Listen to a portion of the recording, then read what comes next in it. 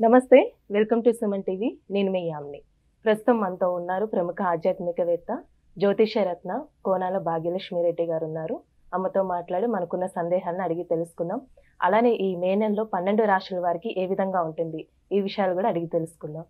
నమస్తే అమ్మా. నమస్తే అమ్మా. అమ్మ, మే నెలలో అసలు సింహరాశి వారికి ఏ విధంగా ఉంటుందమ్మా? అలానే వీళ్ళకి సంబంధించిన పరిహారాలు కూడా మాకు తెలియచేయండి అమ్మా. తప్పనిసరిగా అమ్మా. ముఖ్యంగా ద్వాదశ రాశుల వారి గురించి చెప్పుకునే ముందు మొట్టమొదట మనం చేయాల్సింది ఏమిటంటే కనుక ఈ మాస ఫలాలు అంటే 1/5/2024 నుంచి 31/5/2024 వరకు ఈ మాస ఫలాలు కార్యక్రమంలో మార్పులు చేర్పులు ఉంటాయి. గ్రహాల యొక్క ప్రయాణాలు ఉంటాయి. ఆ ప్రయాణాల గురించి తెలుసుకున్నాక మనం ద్వాదశ రాశుల వారి గురించి మాట్లాడుకుందాం. మొట్టమొదట మనకి మే 1వ తారీఖున గురుడు వృషభ రాశిలోకి ప్రవేశిస్తున్నాడు. ఆ తర్వాత మే 11వ తారీఖున బుధుడు మేషరాశిలోకి ప్రవేశిస్తున్నాడు. తర్వాత చూస్తే మే 14వ తారీఖున రవి వృషభ రాశిలోకి వృషభ సంక్రమణం జరుగుతుంది. ఆ తర్వాత మే 19వ తారీఖున శుక్రుడు వృషభంలోకి ప్రవేశిస్తున్నాడు. తర్వాత మే 31వ తారీఖున బుధుడు వృషభంలోకి ప్రవేశిస్తున్నాడు. అందువలన ఈ యొక్క గ్రహాల యొక్క గతుల వలన ద్వాదశ రాశుల వారికి ఉండేటటువంటి యోగాలు, మంచి అద్భుతమైనటువంటి అదృష్టాలు, వీటిలన్నింటి గురించి మనం పరిశీలిద్దాం.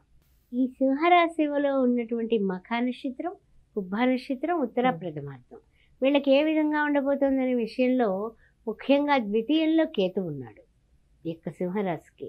అందువల్ల రోజు ఓం గం గణపతే నమః అని ఇప్పుడు నేను చెప్పుకున్న శ్లోకం చేసుకుంటూ వీళ్ళు ముందుకు వెళ్ళడం అనేది చాలా ఉత్తమమైనటువంటి స్టార్టింగ్ డే. డే ఫస్ట్లో స్టార్ట్ చేయడమే ఓం గం గణపతే నమః అని మంచం మించి దిగండి. అప్పుడు మీకు విఘ్నాలు లేకుండా ఉంటాయి. First of all. రెండేమిటంటే కనుక వీళ్ళకి ముఖ్యంగా 5వ ఇంట గోచార చంద్రుడు నడుస్తున్నాడు. అయినప్పటికీ కూడా 7th హౌస్లో శని భగవానుడు ఉన్నాడు. 8th హౌస్లో చూస్తే బుధుడు, కుజుడు, రాహువు. దాని వలన భార్యాభర్తల మధ్య క్లాషెస్ వచ్చే సూచనలు కనబడుతున్నాయి. చిన్న విషయానికి రాద్ధాంతం చేసుకుని వాగ్వివాదాలు అంటే ఏంటంటే ఇంక వీడ మొహం ఈ వేళ ఓకేనా కాదా అన్నట్టుగా దెబ్బలాడేసుకుంటారు. మళ్ళా కలుస్తారు. కానప్పటికీ కూడా ఇప్పుడు కూడానండి మాట మనస్సుని దోచుకుంటుంది, మనస్సుని కలత వైపుకు తీసుకువెడుతుంది. అంటే ముక్కలైపోతుంది అంటాం కదా. అందువలన మాట చాలా జాగ్రత్త. నాలుక ఉంది కదా అని పదునుగా మనం ఉపయోగిస్తే బాణాల వలన అవతల వాళ్ళ మనస్సు విరిగిపోతుంది. అందువల్ల సింహరాశిలో ఉన్న స్త్రీ పురుషులిద్దరూ కూడా గమనించండి. మీ జీవిత భాగస్వామితో మీరు గొడవ పడకండి. ఆ విషయంలో తెలివితేటలుగా ఉండండి. తానొప్పించక తానొవ్వక తప్పించుకు తిరుగువాడు ధన్యుడు సుమతి. భాగస్వామ్య వ్యాపారాల్లో ఉన్న వాళ్ళు కూడా జాగ్రత్తగా ఉండండి. అదేవిధంగా మీరు ఏదైనా ఇచ్చిపుచ్చుకునే వ్యవహారాల్లో రియల్ ఎస్టేట్ రంగంలో ఉన్న వాళ్ళు కూడా గొడవలకు పోకండి. ఆ తర్వాత ఇంకా ముఖ్యంగా ఏంటంటే రాజకీయ నాయకులు మేము చేస్తామని వాగ్దానాలు చేస్తారు. ఆ తర్వాత ఆ వాగ్దానాలు నువ్వు ఎంతవరకు నిలబెట్టుకున్నామని అవతల వాడు ఎవడైనా ప్రశ్నేస్తే ఆవేశపడిపోకండి. డెఫినెట్గా చేస్తాము, చేయడానికే చూస్తున్నామనో లౌక్యంగా తప్పించుకోండి. అంతేగాని దొరికిపోకండి. ఈ జాగ్రత్తలు సింహరాశి వారు రాజకీయంగా కానీ పాత్రికేయులు కానీ ఏ రంగంలో ఉన్నప్పటికీ కూడా ఈ జాగ్రత్తలు తీసుకుంటూ ముందుకు నడవాలి. తర్వాత ఏంటంటే కనుక మానసికమైనటువంటి ధైర్యం మీకు ఉంటుంది. తప్పనిసరిగా మానసికమైనటువంటి ధైర్యం ఉంటుంది. ఆ ధైర్యాన్ని బయటకు తీసి చక్కగా వ్యవహారాన్ని చక్కబెడతారు. మీ మానసిక ధైర్యం మీలో ఉంది. అది మిమ్మల్ని మీరు గుర్తించుకోండి. అది ముఖ్యంగా చెప్తున్నాను. ఎంట గెలవాలా, రచ్చగలవాలా. సింహరాశి వారికి ఇది జాగ్రత్త. తర్వాత ఏంటంటే కొన్ని అవకాశాలు మీరు మీ యొక్క సమర్థతని బట్టే వస్తాయి. అందువలన అవి చేజెక్కించుకోవాలంటే మీరు ఇంకా గట్టిగా నిలబడాలి. తర్వాత విషయానికి వచ్చినప్పుడు ఏంటంటే కనుక వృత్తి ఉద్యోగాల్లో ఉత్సాహంగా ముందుకు పడిపోతారు. తర్వాత పెద్దలు, బంధుమిత్రులు లాంటి వాళ్ళు మీకు సహకారం అందిస్తారు. మీ అదృష్టం ఏంటంటే ఇంటి వాళ్ళు, బయట వాళ్ళు కూడా, బంధువులు, మిత్రులు కూడా మీకు సహాయం చేయడానికి, సహకారం చేయడానికి అవకాశాలు మిన్నగా ఉన్నాయి. అందువల్ల ఏం బెంగ పెట్టుకోవాల్సిన అవసరం లేదు. అలానేమ్మా ప్రయాణాలు వీళ్ళకి ఏ విధంగా ఉంటాయమ్మా అనుకూలత?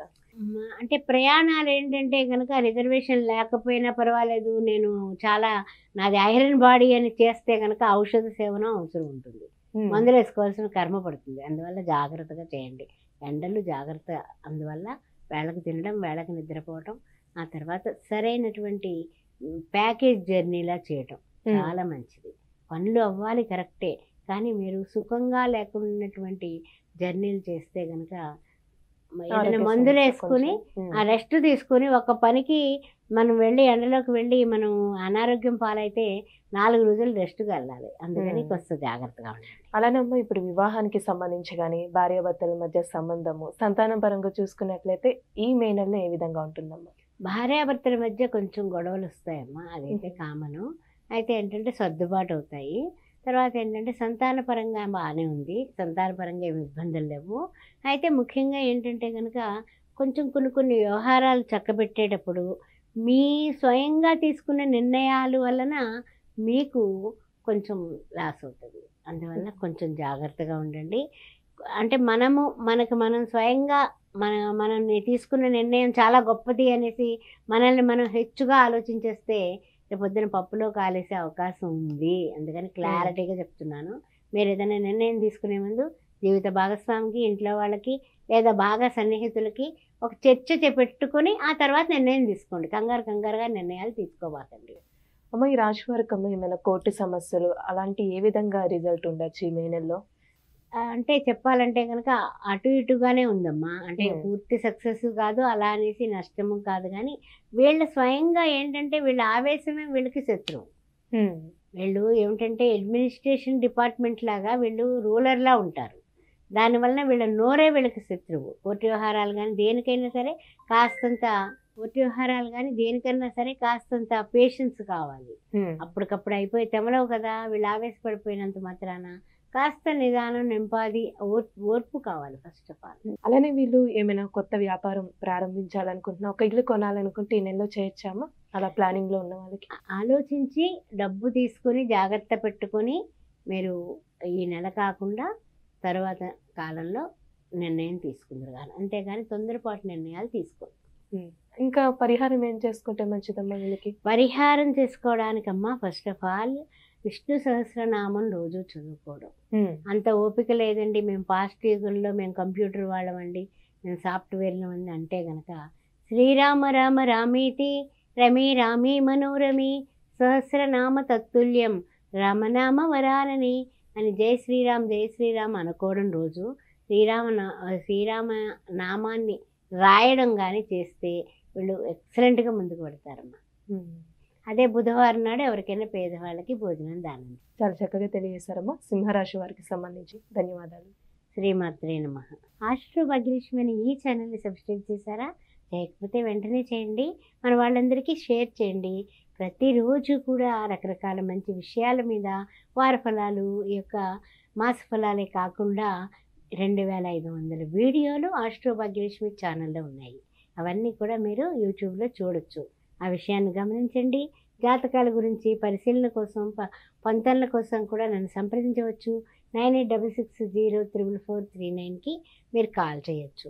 అంతేకాకుండా ఇంకొక ముఖ్యమైన విషయం ఉంది. శ్రీ సౌభాగ్య మ్యారేజ్ బ్యూరోని గత 16 సంవత్సరాలుగా రన్ చేస్తున్నాము. తొందరలో 17వ సంవత్సరంలో అడుగుపెట్టబోతున్నాము. అందుకని మీకు ఎవరికైనా వివాహానికి పెళ్లి సంబంధాలు కావాలన్నా, కుంభ వివాహాలు, కదిలి వివాహాలు చేయించాలన్నా నన్ను డైరెక్ట్గా మీరు కలవచ్చు, సంప్రదించవచ్చు. తార్నాకలో ఒక ఆఫీస్ ఉంది, దిల్సుఖ్ నగర్లో ఒక ఆఫీస్ ఉంది. 16 ఏళ్ళగా చక్కగా వివాహాలు చేస్తున్నాము. అందువల్ల మీరు ప్రతి విషయంలోని కూడా నాతో డైరెక్ట్గా సంప్రదించవచ్చు. మరి మీరు ఈ విషయాల కోసం మీ బంధువులకు కానీ, మిత్రులకు కానీ ఎవరికైనా అవసరం ఉంటే వెంటనే నన్ను సంప్రదించగలరు. ఓం శ్రీ మాత్రే నమః.